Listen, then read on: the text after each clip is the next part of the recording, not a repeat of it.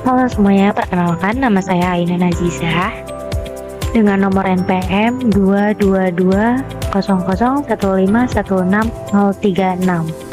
Saya dari Program Studi Sastra Indonesia, Fakultas Bahasa dan Sastra, Universitas Nasional. Pada kesempatan kali ini, saya akan mempresentasikan analisis wacana kritis terhadap iklan Japota Sapi Panggang dengan menggunakan model Van Dijk. Presentasi kali ini merupakan bagian dari mata kuliah analisis wacana yang diampu oleh Bu Hilma Erviani Baroroh. Topik ini saya angkat karena iklan tidak hanya sekedar promosi, tetapi juga strategi komunikasi yang menarik untuk dianalisis. Nah, sebelum kita ke pembahasannya, saya ingin mengajak kalian untuk melihat iklan Japota Sapi Panggang berikut ini. Perhatikan baik-baik ya bagaimana pesan dalam iklan ini disampaikan. Psst, kita juga punya idola loh, Japota. Enaknya Japota itu nggak cukup satu, karena Japota dibuat dari 100% kentang asli. Diiris tipis jadi keripik kentang krenyes. Enak banget. Ini rasa terbarunya, Japota Sapi Panggang dengan beef sapi panggang asli. Japota asli sih enaknya. Japota Sapi Panggang, enaknya nggak cukup satu. Nah, dari video ini, apakah kalian merasa tertarik dengan cara penyampaian iklannya? Atau bagaimana perasaan kalian setelah menonton iklan ini? Nah, mari kita bahas lebih dalam ya.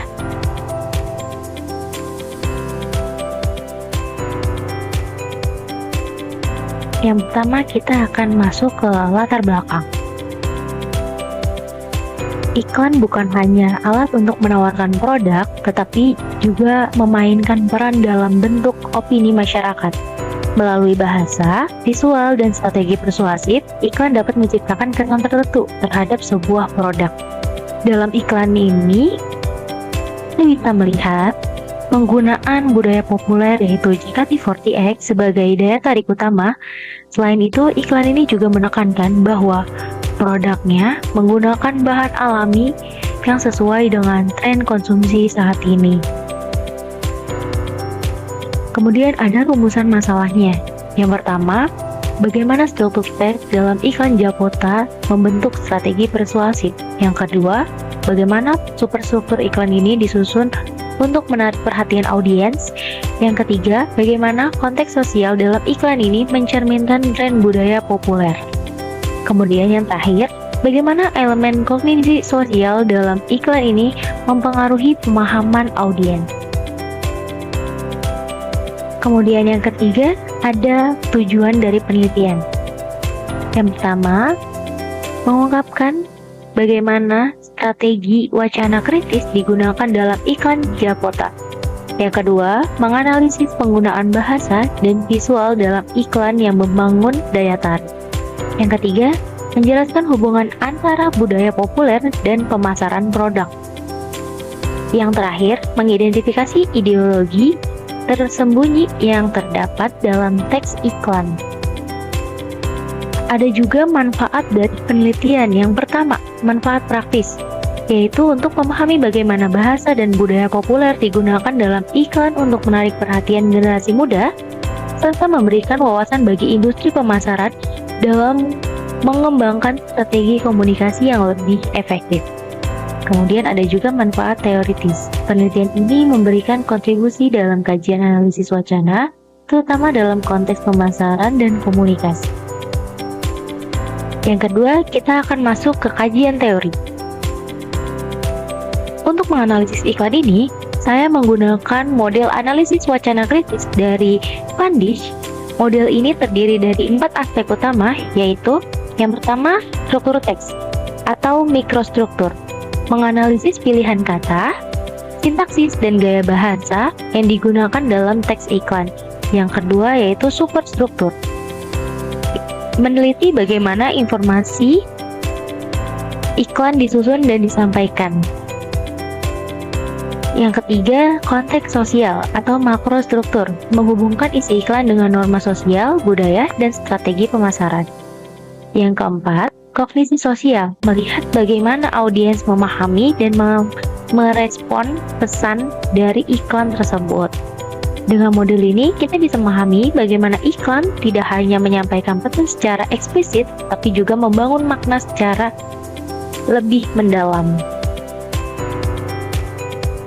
Kemudian ada juga kajian terdahulunya. Yang pertama adalah penelitian yang dilakukan oleh Nur Lailia Herman, Muhammad Muarifin, dan Sarjono pada tahun 2023. Penelitian ini menganalisis iklan Ramayana menggunakan pendekatan wacana kritis funding. Penelitian ini menyoroti struktur makro, superstruktur, dan mikro dalam iklan untuk mengungkapkan pesan yang tersirat seperti nilai kekeluargaan dan tradisi mudik. Kemudian yang kedua ada penelitian dilakukan oleh Rezki Pratami pada tahun 2020.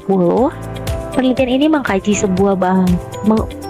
penggunaan bahasa asing dalam iklan Floridina dengan pendekatan wacana kritis Norman Fairclough.